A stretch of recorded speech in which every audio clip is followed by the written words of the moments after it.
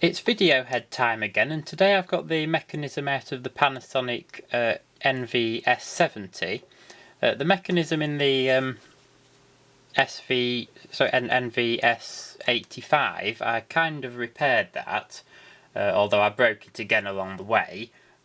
I'm going to try and repair this head in the S70, and I'll just demonstrate the noise it makes, and you can see it by spinning it round by hand.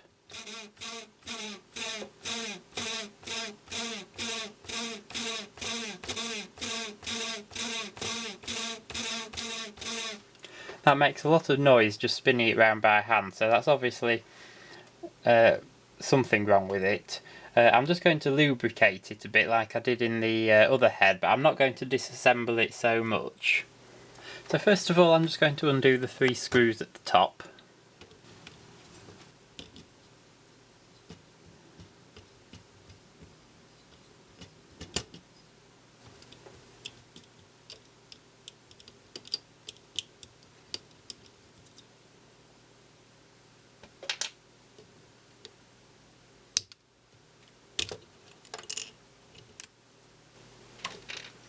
This little piece from the top that we've just taken off has a bit of dirt on, so I'm just going to clean that off with a bit of alcohol and a cotton tip. That's probably old dirty lubricant. That's spotless. This metal piece right at the top, which I've just cleaned, has got this strange shape etched in underneath it. Apparently this forms part of the bearing mechanism. It's there to keep any lubricant centred while the head is spinning. Just give this area around here a quick clean as well. See, there's quite a bit of gunk on there. Just going to put a drop of oil on here using a screwdriver.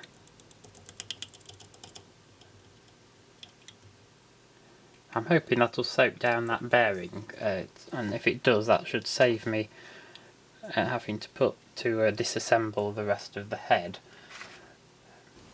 I don't really know what sort of oil one should use for this.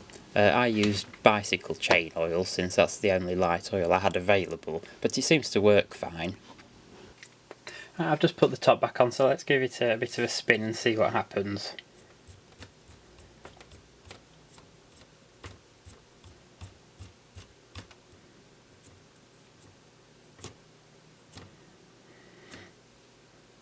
It's quiet and it feels very smooth all the way around.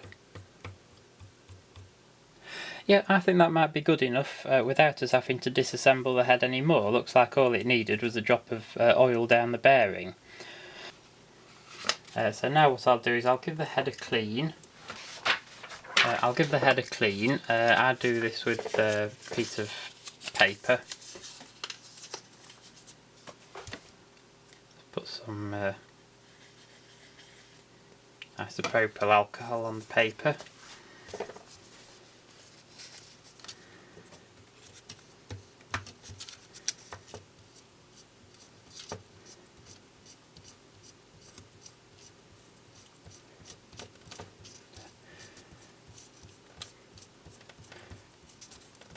Just give it a good going over like that. See, some dirt's come off. Hopefully down there you can just about see the erase head and the audio and control head, so I'll just give those a quick clean with a fresh cotton tip.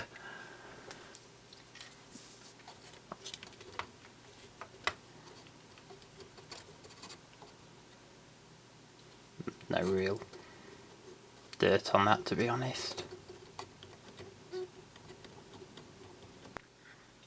Okay, I've just given all the rollers a clean as well. That's looking nice now. I think I'll put it back together and see if it works. Right, it should be back together enough to work, so let's see if we can get anything out of it.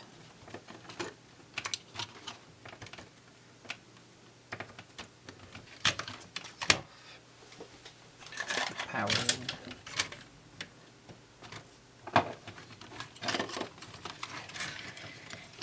Carefully turn it over so we can get to the tape.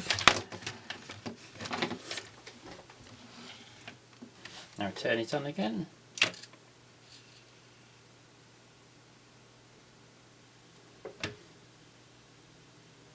And we can see the camera works.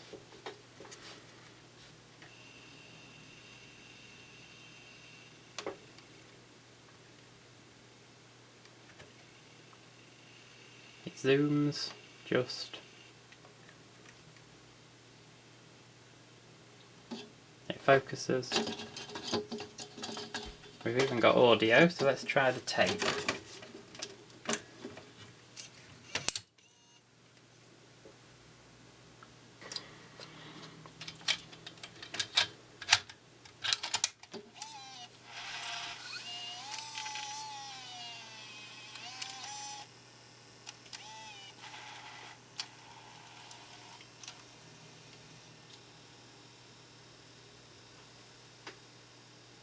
There's a bit of noise there, but it sounds fairly normal. It's not making a racket like it was before. Now we can change it to VTR mode. And we should be able to play something.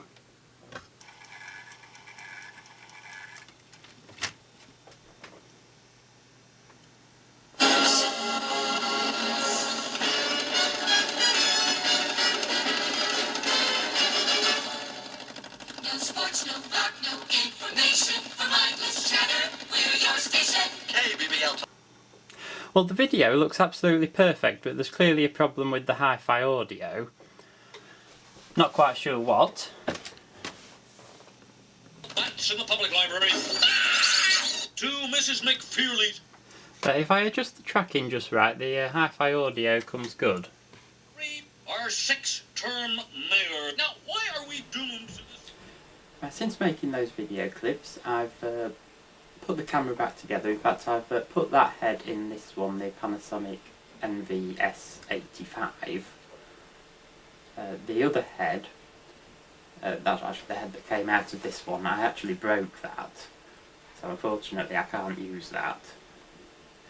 So I've only got one good camera out of the two, but at least it works. I'm recording this clip on the Panasonic camera.